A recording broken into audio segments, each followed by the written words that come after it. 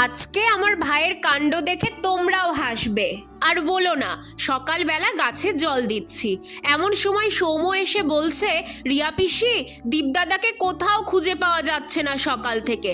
দীপ আমার পিস্তত ভাই, পরীক্ষা শেষে এখানে ঘুরতে এসেছে। যখনই এখানে আসে তখনই কোনো না কোনো অঘটন ঘটায়।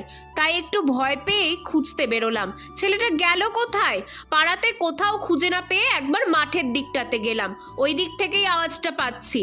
এ কি, হাতে করে ওটা আবার কি আনছে?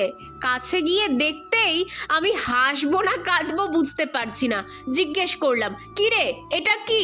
সকালবেলা কোথায় গেছিলি? আমাকে উত্তর দিল, নিমের ডাল ভাঙে আনলাম তোর জন্য। কালকে তুই বললি না তোর গাছগুলোতে নাকি পোকা লেগেছে, তাই সকালবেলায় চুপ করে এখানে নিমের ডাল ভাঙতে আসছিলাম। ওকে বকা আর কি দেব আমি? এই পাগল ছেলের কাণ্ড দেখে আমি নিজেই হাসতে হাসতে কুটি কুটি।